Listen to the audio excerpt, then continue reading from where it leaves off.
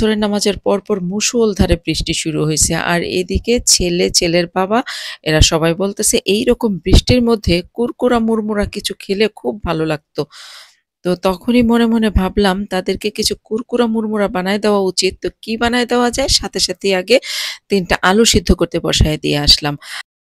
আলুটা এদিকে সিদ্ধ হতে থাকুক আর তারপর আমি অন্য কাজগুলো একটু করে নেই। তো এর মধ্যে আমি একটা বাটিতে 1/2 কাপ পরিমাণ সাবুদানা নিলাম। আর তারপর সাবুদানাগুলোকে খুব সুন্দর করে ব্লেন্ড করে নিলাম একটু সুজি, সুজি করে। এর মধ্যে আলুগুলো খুব ভালোমতো সিদ্ধ হয়ে গেছে। আর তারপর ঠান্ডা করে নিয়েছি। আর এখন আলুগুলোকে আমি ছুলে নিলাম।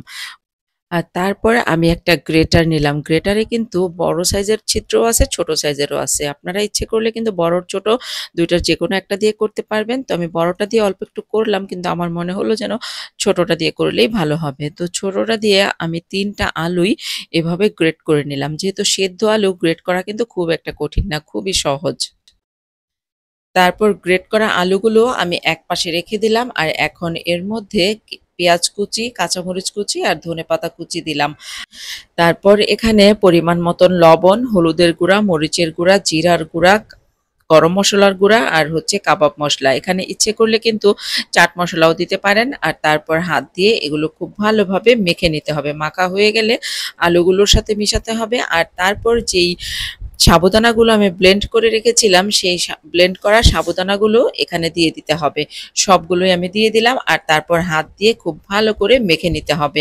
এর মধ্যে কিন্তু কোনো প্রকার ময়দা বা চালের গুঁড়া দিতে হবে না। খুব ভালো করে মাখানোর পর এটা এরকম একটা ডো হবে।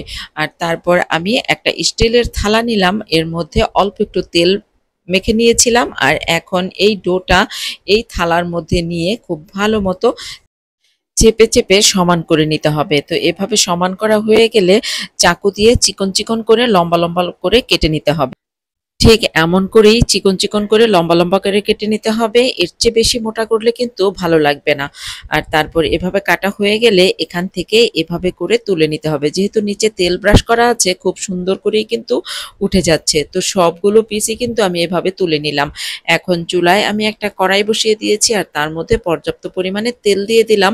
তেলটাকে গরম করে নিলাম। গরম করার পর একটা, একটা করে পিস এভাবে তুলে তেলের মধ্যে ছেড়ে দিলাম। আর তারপর মিডিয়াম টু লো হিটের মাঝামাঝি রেখে ভেজে নিতে হবে।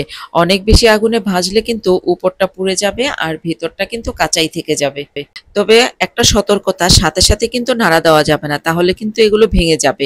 তো সেই জন্য একটুখানি যখন বাইন্ডিং হয়ে আসবে তারপর নেড়ে-চেড়ে উল্টে-পাল্টে দিতে হবে। ২ পিঠই খুব ভালোভাবে লাল, লাল করে ভাজা হয়ে গেলে এগুলো তুলে নিতে হবে। ঠিক এমনভাবে। এর চেয়ে কম লাল হলে কিন্তু এগুলো মচমচে হবে না। আবার এর চেয়ে বেশি লাল হলেও খেতে ভালো লাগবে না। তো সবগুলোই আমি এভাবে ভেজে তুলে নিলাম। আর এই তো আমি এখানে নিয়ে আসলাম। আর দেখুন কত সুন্দর লাগছে। সাবুদানার জন্য কিন্তু এগুলো দেখতে অনেক বেশি সুন্দর লাগছে। আর এগুলো কিন্তু খুবই মচমচে হয়েছে। যেমন কুরকুরে মুড়মুড়ে কিছু খেতে চেয়েছিল ঠিক তেমনই এগুলো খুবই কুরকুরে মুড়মুড়ে হয়েছে। তো আপনারাও যদি এরকম বৃষ্টির মধ্যে সন্ধ্যার নাস্তায় কিছু কুরকুরে মুড়মুড়ে খেতে চান তাহলে কিন্তু এই রেসিপিটি বেস্ট। আর যারা চা খেতে ভালোবাসেন তারা সাথে ১ কাপ চা নেবেন। তাহলে এই বৃষ্টির দিনে নাস্তাটা একদম জমে যাবে। তো আমার আজকের এই রেসিপিটি যদি আপনাদের কাছে ভালো লেগে থাকে তাহলে আমার চ্যানেলটি সাবস্ক্রাইব করে রাখতে পারেন এরকম সুন্দর, সুন্দর মজার, মজার রেসিপি পাওয়ার জন্য। আজকের মতো আমার এই কুরকুরে মুড়মুড়ে রেসিপিটি আমি এখানেই শেষ করছি। আবার দেখা হবে আপনাদের সাথে নতুন কোনো ভিডিও নিয়ে, নতুন কোনো রেসিপি নিয়ে। ততদিন আপনারা ভালো থাকবেন, সুস্থ থাকবেন, মিরাকেল কিচেনের সাথেই থাকবেন। আল্লাহ হাফেজ।